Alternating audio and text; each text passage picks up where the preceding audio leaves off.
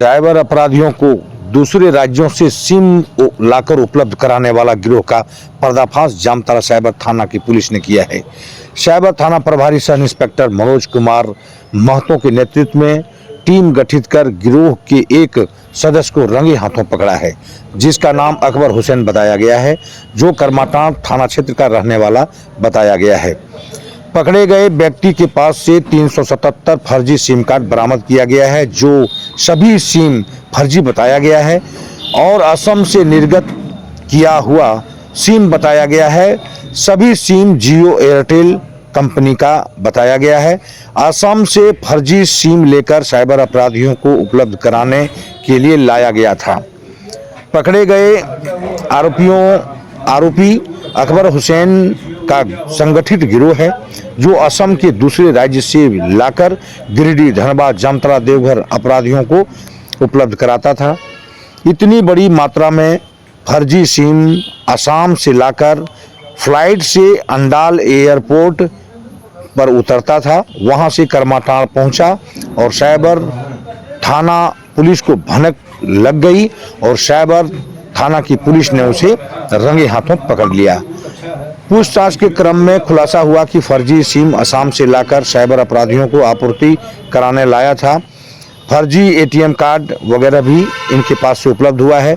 अब आगे पुलिस अधीक्षक राजकुमार मेहता ने आगे जानकारी दी है, सुनिए। थाना प्रभारी साइबर मनोज कुमार महतो के नेतृत्व में एक टीम बनाई गई थी। हम लोग को लगातार सूचना प्राप्त हो रहा था कि जामताड़ा, देवघर, दुमका, गिरिडीह के क्षेत्र में जो है सिम का सप्लायर जो है वो सिम प्रोवाइड करा रहा है। इस आलोक में हम लोगों ने पूरी डाटा इकट्ठा किया। डाटा इकट्ठा करने के उपरांत हम लोगों ने सूचना के आलोक में करमाटांड़ थाना अंतर्गत में हम लोग थंडारदी का रहने वाला एक व्यक्ति है, जिसका नाम अकबर अंसारी है।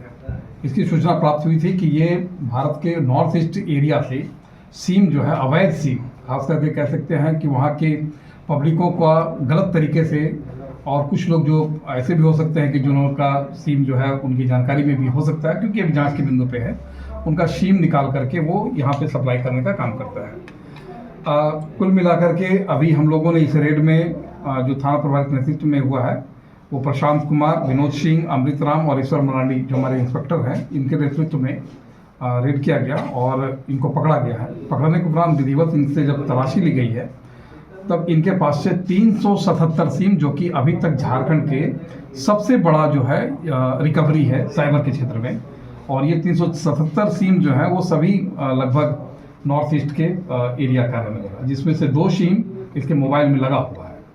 अभी हम लोग इसमें सत्यापन करा रहे हैं कि आसाम में जो व्यक्ति इनको सप्लाई करता है वह किस आधार पे इतना बड़ा सिम जो है वो गलत तरीके से, फर्जी तरीके से निकासी कर रहा है, या किन किन लोगों के द्वारा ये कराई जा रही है। इसकी पूरी सिंडिकेट के संदर्भ में हमारा खंगालने का काम अभी कर रहे हैं।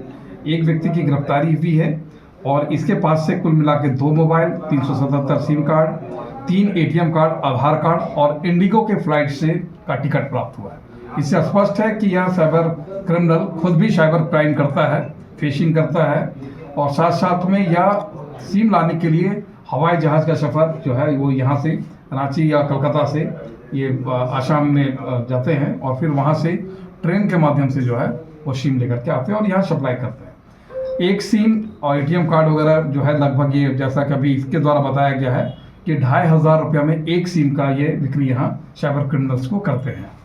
किन किन साइबर क्रिमिनलों को इनके द्वारा अभी तक दिया गया है और कौन इसके संलिप्त हैं, उनका भी हम लोग सत्यापन कर रहे हैं और सत्यापन के उपरांत इसका भी नाम आ गया है।